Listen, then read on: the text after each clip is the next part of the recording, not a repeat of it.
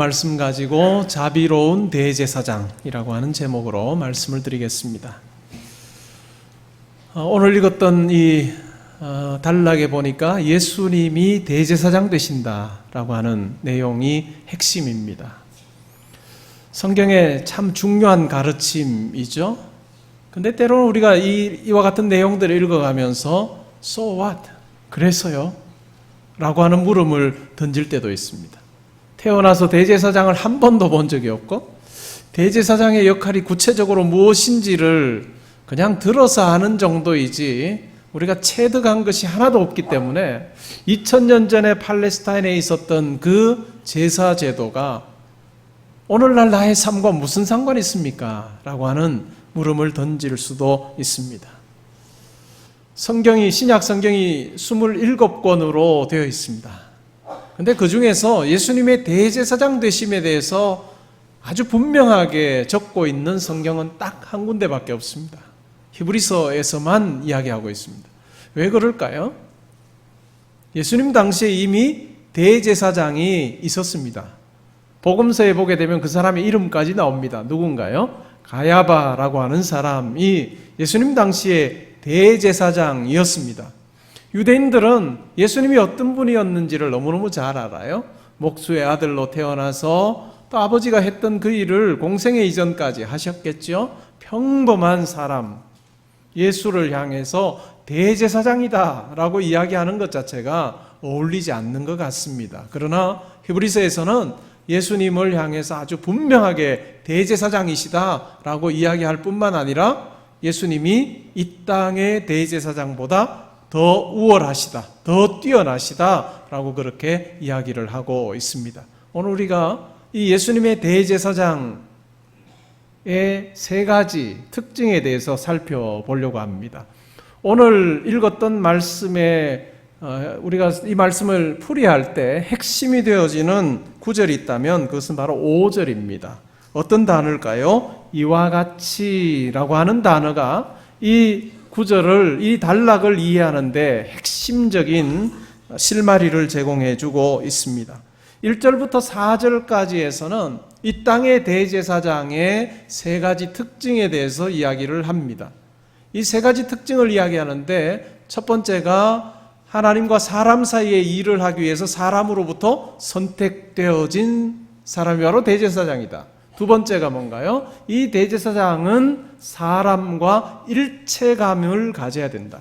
그리고 세 번째는 이 대제사장은 자기가 원한다고 되는 것이 아니라 하나님의 임명을 받아야 된다, 부르심이 있어야 된다라고 하는 이 세 가지 특징입니다. 그리고 나서 이와 같이, 이 땅의 대제사장이 이와 같은 세 가지 특징이 있다면 이와 같이 예수님의 경우도 세 가지 특징이 그대로 적용되어지고 드러난다라고 하는 이야기를 이 단락에서 합니다. 근데 순서는 거꾸로 하고 있어요. 임명이라고 하는 것을 먼저 다루고 그 다음에 일체감을 다루고 그 다음에 이 대제사장으로서의 사역에 대해서 이야기를 하고 있습니다. 먼저 우리가 오늘 본문에 나타나 있는 대제사장, 이 땅의 대제사장의 세 가지 특징을 간략하게 살펴보기를 원합니다. 제가 말씀드린 것처럼 이 땅의 대제사장은 하나님과 사람 사이의 일을 감당하기 위해서 사람들 중에서 선택받은 자들이다 라고 그렇게 이야기를 합니다. 그러면 하나님과 사람 사이의 일이 뭘까요? 그것은 바로 제사를 이야기합니다. 하나님과 사람 사이에 어떤 변화가 있었습니까? 우리가 창세기를 보게 되어지면 하나님이 인간을 창조하실 때 하나님의 형상대로 창조하셨어요. 그리고 하나님과 사람 사이에는 거리낌이 없는 소통이 있었습니다. 어느 것도 막아설 수 없는 하나님과 사람 사이의 친밀함이 있었죠. 근데 이 하나님과 사람 사이의 친밀함이 깨뜨려지는 사건이 있습니다. 그것이 바로 선악과 사건입니다. 죄를 지음으로 말미암아서 하나님과 사람 사이에 이제는 소통이 아니라 막힘이 생기게 됩니다. 아주 높은 장벽이 생기게 되어서 하나님과 사람 사이에는 더 이상 교감할 수 없고 더 이상 소통할 수 없는 그 같은 큰 장애물이 생기게 되었습니다. 대제사장의 역할이 뭔가? 이와 같은 장애물을 제거하는 역할, 그것이 바로 대제사장의 역할입니다. 구약 성경에 보면 이스라엘 백성들이 죄를 범하게 되어지면 그 범한 죄에 대해서 제사장이 제사를 드립니다. 근데 모든 죄를 다 제사를 드림으로 깨끗하게 용서받을 수 있었을까요? 그렇진 않습니다. 구약 성경에 보면 제사를 통해서 용서받게 되어지는 죄는 딱 정해져 있습니다. 어떤 죄일까요?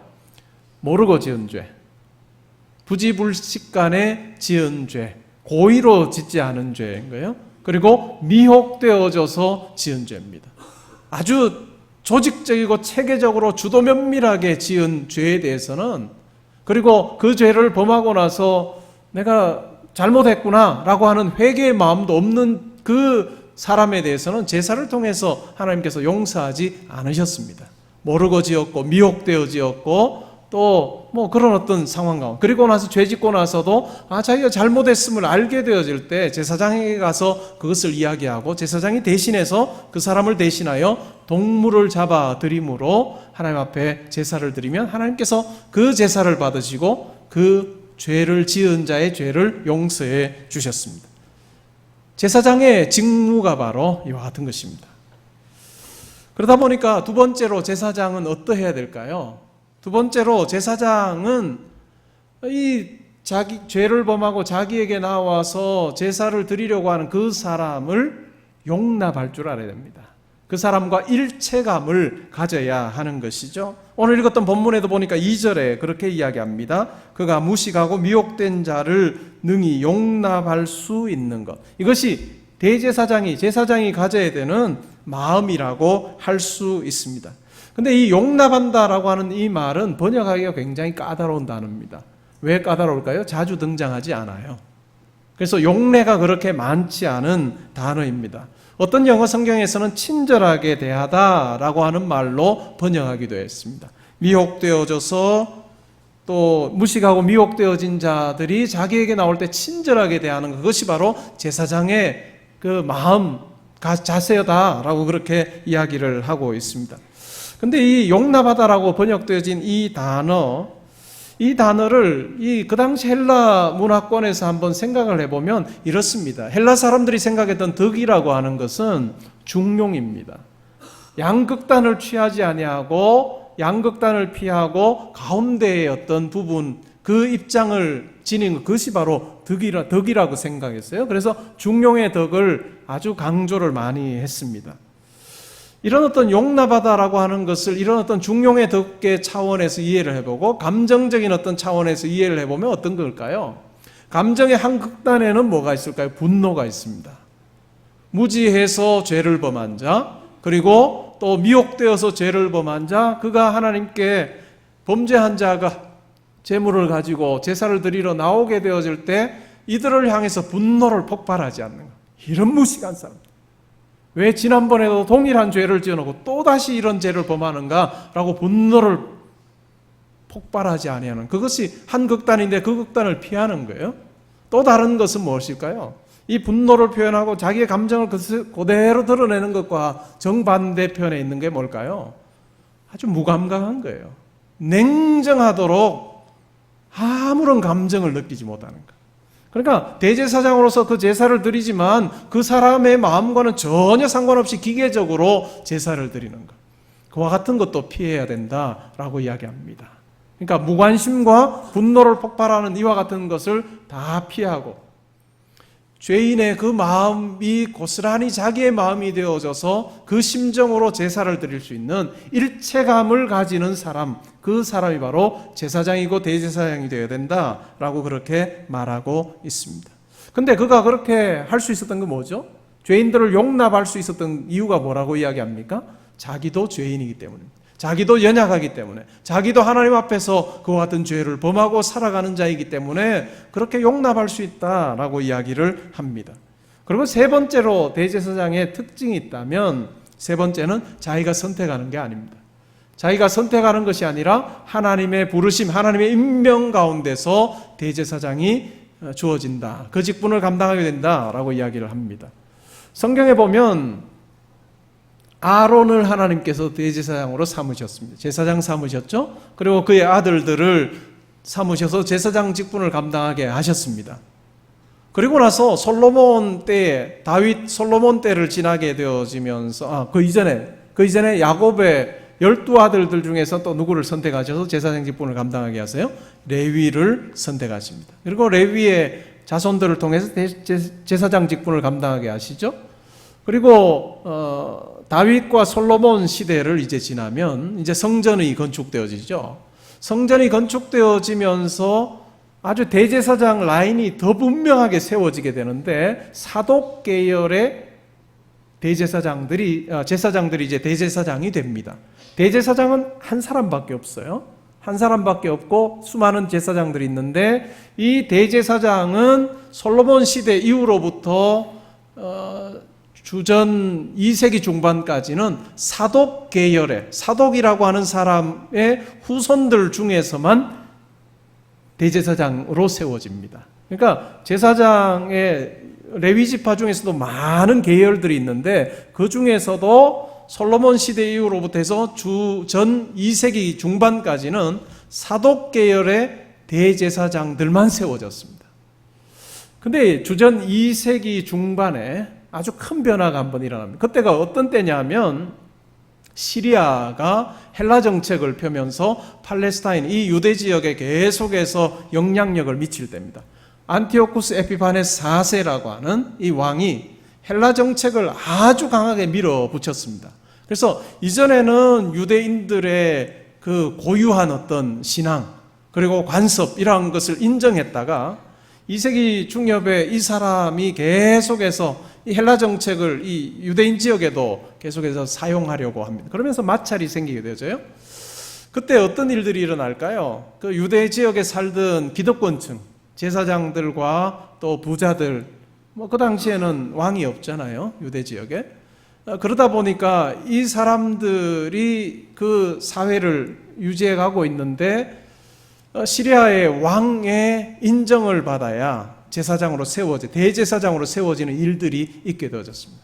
그러면서 마침내는 이 사독 계열의 대제사장이 암살을 당하게 되어집니다.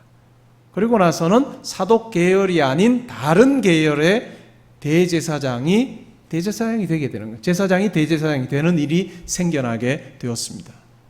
그러면서 이런 어떤 시리아의 헬라 정책, 식민 정책에 대해서 아주 반대하는 그 운동이 일어나게 됩니다. 그것이 기원전 2세기 중엽에 있었던 마카비 혁명이라고 하는, 제사장의 5명의 아들들이 있었는데, 마카비를 5명의 아들들이 이제 봉기를 한 거죠. 시리아의 이와 같은 정책에 대해서 반대하고 독립투쟁을 하게 되어집니다.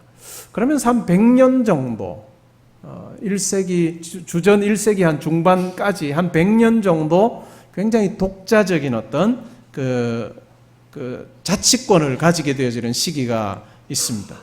근데 이런 어떤 자치권을 가지게 되어지면서 또 했던 행동 중에 하나가, 지금까지 정통성 있게 수백 년 동안 이어져 왔던 사독 계열의 제사장이 아니라 이 5명의 제사장 아들이긴 해요.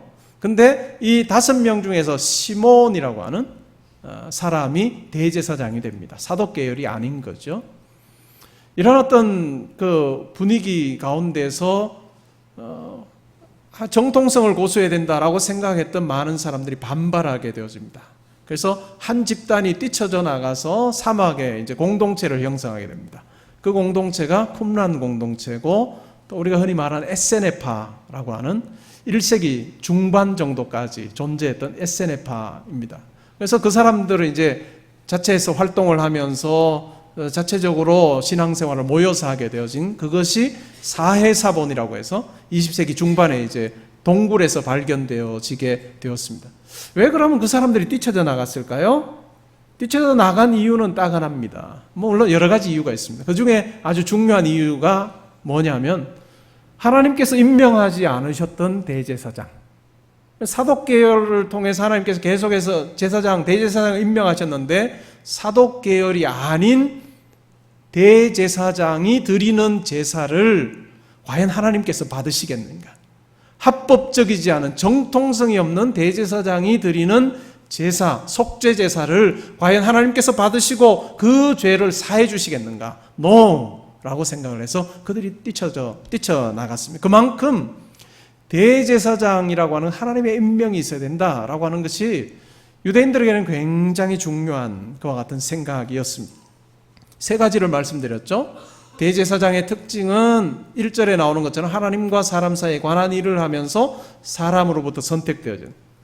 두 번째, 대제사장은 사람들과 일체감을 가져야 돼. 용납할 수 있어야 된다. 그리고 세 번째로 대제사장은 사람이 자기가 원한다고 되는 것이 아니라 하나님의 임명이 있어야 된다. 이 세 가지를 이야기하고 이와 같이 5절에 보니까 이런 세 가지 특징이 예수님에게 그대로 적용되어진다. 그래서 예수님이 대제사장이시다라고 하는 것을 이야기를 합니다.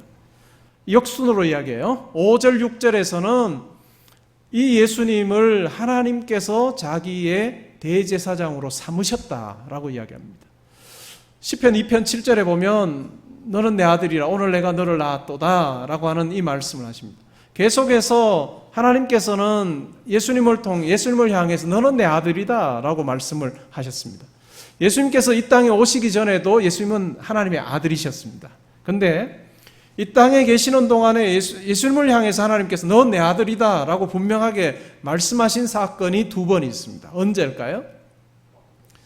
공생애를 시작하기 전에 세례받을 때입니다. 세례받고 물에서 올라오실 때 예수님이 죄가 없어요.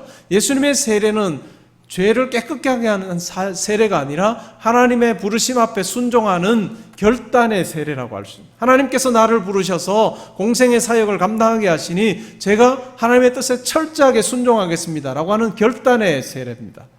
그런 어떤 결단의 마음을 가지고 물에서 올라오실 때 하늘이 열리면서 예수님께 하나님께서 말씀해요. 너는 내 사랑하는 아들이라 내가 너를 기뻐한다. 그리고 또 예수님의 공생의 중간에도 한 번 더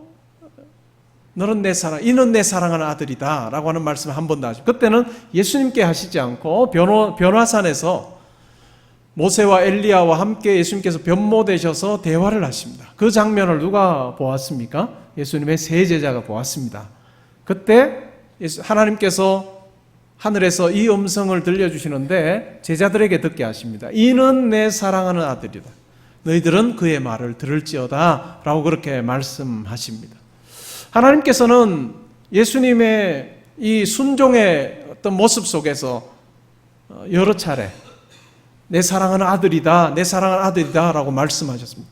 그리고 마지막에 보면 하나님을 통해서 말씀되어지지는 않지만 또 다른 한 사람을 통해서 아주 분명하게 마가복음 마지막 부분에 보면 예수님의 아들 되심, 하나님의 아들 되심에 대해서 말하는 내용이 나옵니다. 누구의 입을 통해서 말할까요? 로마의 백부장을 통해서 말씀하십니다. 십자가에 달려 돌아가시는 우리의 눈에 보기엔 정말 연약한 그 예수님의 모습, 이제 삶이 끝나게 되어지는 그 장면을 보면서 로마의 백부장 그의 입에서 이는 진실로 하나님의 아들이었도다 라고 하는 고백을 하게 하십니다. 그러니까 예수님의 아들 되심, 이전에도 하나님의 아들이셨지만 하나님의 뜻에 따라 끝까지 순종하실 때마다 하나님께서는 하나님의 아들이심을 다시 한 번 더 확증하는 일을 하셨습니다. 그 하나님께서 자기의 아들을 향해서 다시 임명하십니다. 무엇으로 임명하십니까? 대제사장으로 임명하십니다. 시편 110편 4절에 보면 내가 영원히 멜기세덱의 반차를 따르는 제사장이라 라고 그렇게 하나님께서 그 구절을 마치 선포하는 식으로 말씀하셔서 예수님을 대제사장으로 삼으십니다. 시편 110편 1절은 신약 성경에서 가장 많이 인용되어지거나 암시되어진 성경 구절, 구약 성경 구절이에요. 시편 110편 1절. 그런데 시편 110편 4절은 히브리서에서만 유일하게 인용되어지고 있습니다. 그 내용이 뭘까요? 예수님의 대제사장 되심에 대한 내용입니다. 하나님께서 예수님을 대제사장으로 임명하셨습니다.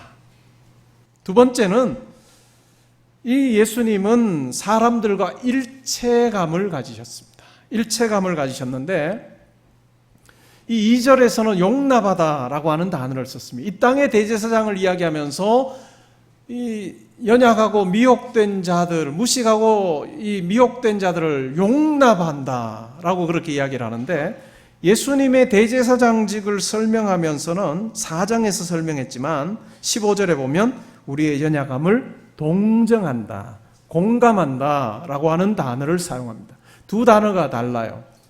이 땅의 제사장, 대제사장에게 사용되어진 단어는 분노하지도 아니하고 무감각하지도 않은, 냉정하게 그냥 자기하고 아무 상관없다고 무감각하지도 않은 그와 같은 어떤 분노도 하지 아니하고 또 무감각하지도 아니하는 그 정도 중간의 감정을 가지고 용납하는 그와 같은 의미로 사용했다고 한다면 4장 15절에 사용되는 이 헬라어 단어는 공감한다라고 하는 똑같은 형편과 처지를 경험하고 나서 그것이 무엇인지를 너무나도 분명하게 아는 그런 어떤 예수님의 모습을 이야기해주고 있습니다.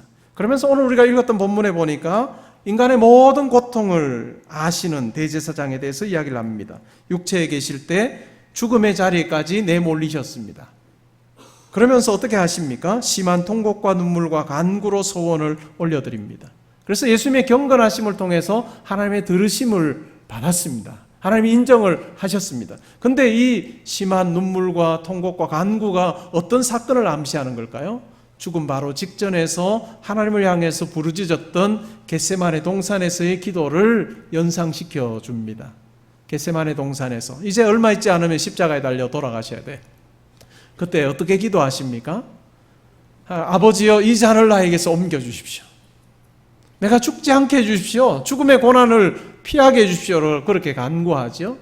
근데 하나님께서는 그 기도를 듣지 않으십니다. 근데 예수님의 겟세마네 동산에서의 기도는 그걸로 끝나지 않아요. 어떻게 됩니까?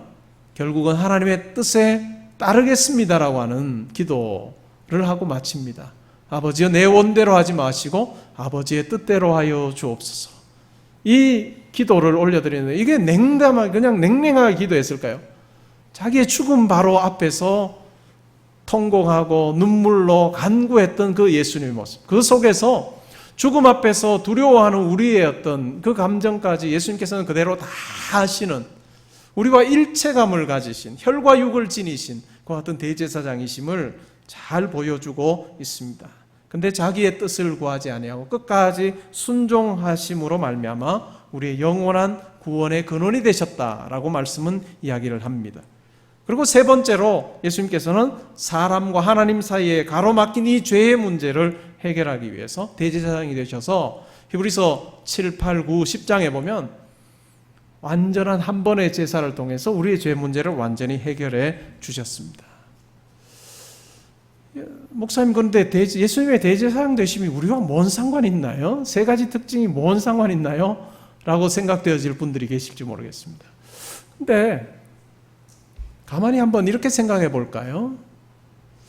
하나님께서 예수님을 대제사장으로 임명하셨는데 이 대제사장의 자리가 어떤 것 같아요? 영광의 자리고 존귀의 자리인 것 같습니까? 예, 맞습니다. 하나님의 일을 한다는 차원에서 영광의 자리고 존귀의 자리인데 그 대제사장으로서 섬기셨던 예수님의 모습을 보면 어떻습니까? 죽음의 자리고 고난의 자리고 자기의 모든 것을 내어 맡기는 자리라고 할 수 있습니다.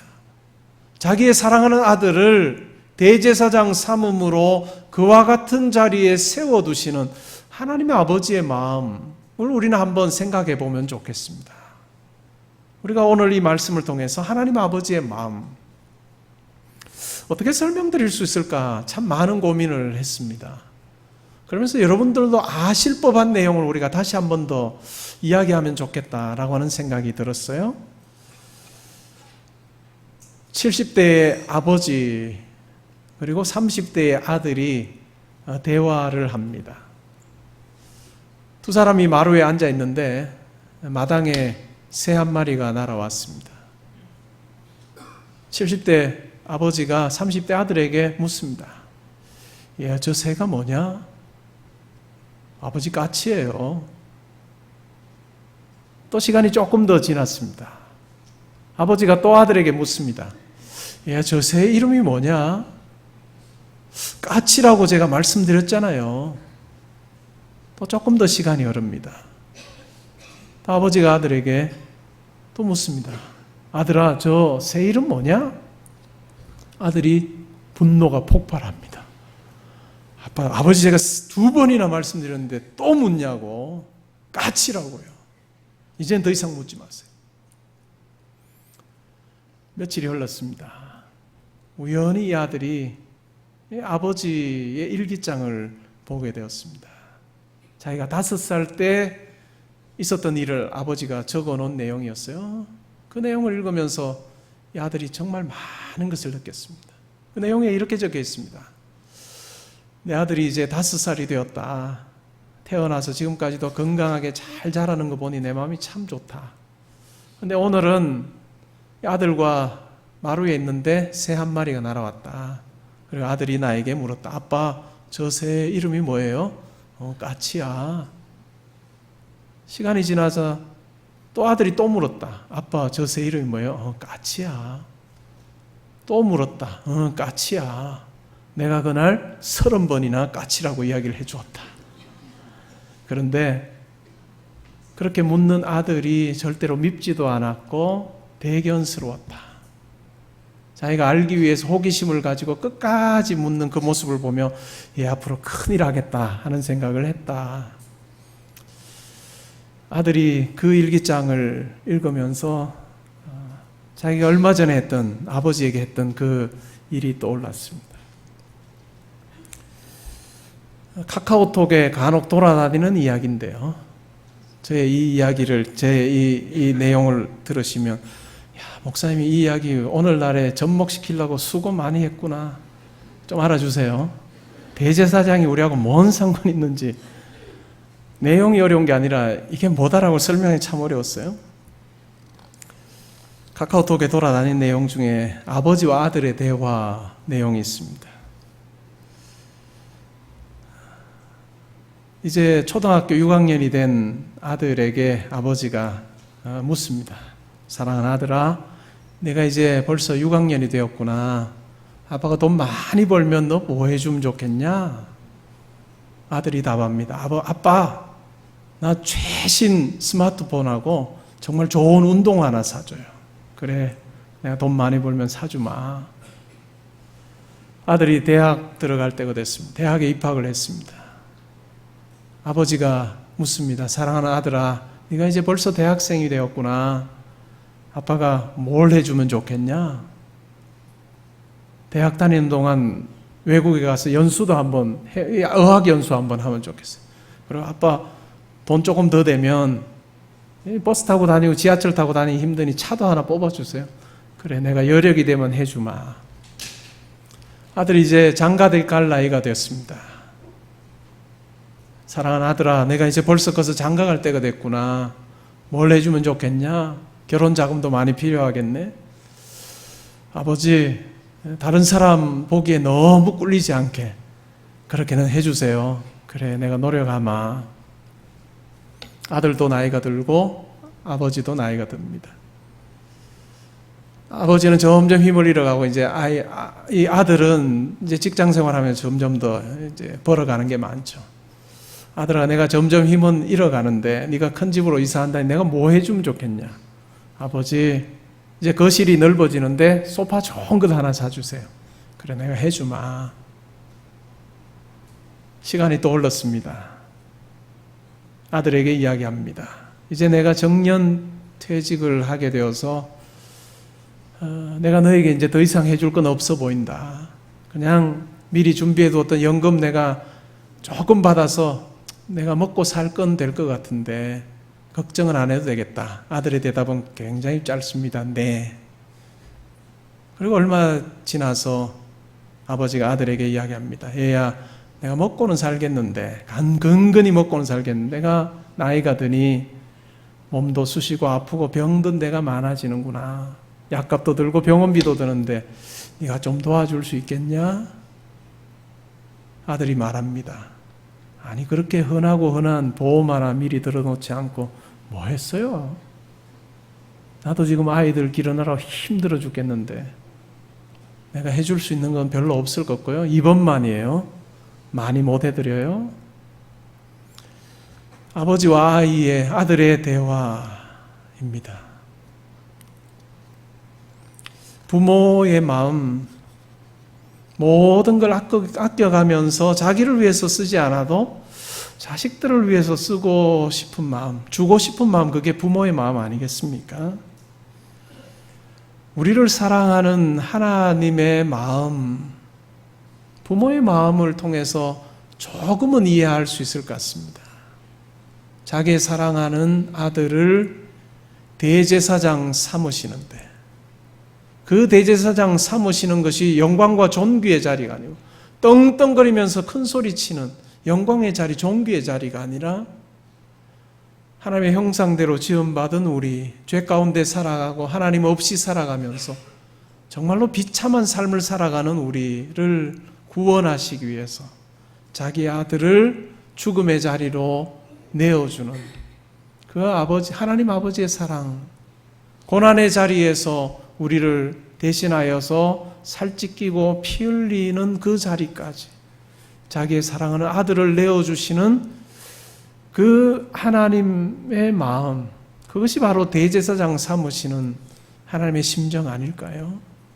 예수 그리스도를 대제사장 삼으시는 그 하나님 속에서 우리는 이 하나님의 사랑을 깨닫게 되어지면 좋겠습니다. 때로는 우리가 하나님의 그 구원의 필요성마저도 느끼지 못하는 자리에 있을 때 우리를 얻으시기 위해서 자기의 가장 사랑하는 아들을 내어주신 그분이 바로 우리의 아버지이십니다. 그리고 그 하나님의 뜻에 끝까지 순종하셔서 우리와 같은 혈육을 지니시고 인간으로 태어나셔서 고난당하시고 엄청난 이 수모를 당하시고 마침내 우리를 대신하여 십자가에 달려서 살찌끼고 피 흘려주신 그 예수 그리스도, 우리의 대제사장 되신 예수 그리스도의 그 순종함이 오늘 이 말씀을 통해서 우리 가운데 묵상되어질 수 있기를 바랍니다. 성도로 살아간다라고 하는 것은 이와 같은 하나님의 사랑을 지니고 살아가는 것입니다. 우리는 신앙생활하면서 때로는 우리 가운데 모자라는 것 하나님께서 채워주시지 않는다고 때로는 불평합니다. 모든 것을 다 받은 아들이 아버지를 향해서 때로는 툴툴거리고 원망하는 그와 같은 심정 우리가 하나님 앞에 살아가고 있는지 모르겠습니다. 항상 우리에게 필요한 것이 있다면, 또한 예배 자리에 나올 때마다 우리 가운데 꼭 필요한 것이 있다면 자기의 모든 것을 내어주신 그 하나님의 사랑과 은혜가 우리의 마음속에 항상 있어야 하리라고 생각합니다. 이 하나님의 사랑과 은혜는 어느 누구도 끊을 수 없습니다. 사도 바울이 로마서 8장에서 이렇게 이야기합니다. 우리를 향한 하나님의 사랑을 이렇게 적습니다. 자기 아들을 아끼지 아니하시고 우리 모든 사람을 위해서 내주시니가 어찌 그 아들과 함께 모든 것을 우리에게 주시지 아니하시겠느냐. 이런 하나님의 사랑에서 어떤 것도, 어떤 사람도, 어떤 존재도, 어떤 세력도 끊을 수 없음에 대해서 이야기를 하고 있습니다. 부족함이 있고 모자람이 있어서 때로는 원망스러운 말이 우리의 입에서 나오는 이 삶을 살아가고 현재의 삶에서도 우리가 뒤를 돌아보면 하나님의 사랑이 있었고 하나님의 은혜가 있었음을 우리는 분명히 느낄 수 있습니다. 또 현재를 우리가 살펴볼 때도 이 하나님의 사랑 때문에 내가 살고 있음을 우리는 고백할 수 있습니다. 때로는 우리의 불확실한 미래 앞에서 때로는 염려되고 걱정스러울 때도 우리는 이 하나님의 사랑과 은혜를 붙잡을 수 있기를 바랍니다. 우리의 마지막 호흡이 있는 그날까지 우리를 붙잡으시는 하나님, 우리를 세우시고 우리를 인도하시는 하나님, 그리고 이 땅에서뿐만 아니라 영원한 하나님 나라로 우리를 인도하시는 그 하나님의 사랑이 있다는 것을 기억하는 우리 모두 다가 되면 좋겠습니다.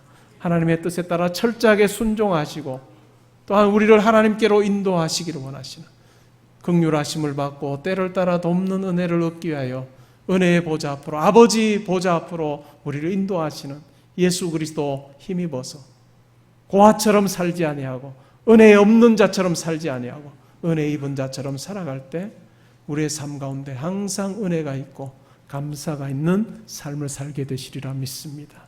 우리에게 은혜 베풀어 주시고 사랑 베풀어 주신 하나님 아버지를 우리가 묵상하며 감사하고 그분을 우리의 마음속에 다시 한 번 더 모시게 되어지는 그 같은 귀한 시간 될 수 있기를 바랍니다.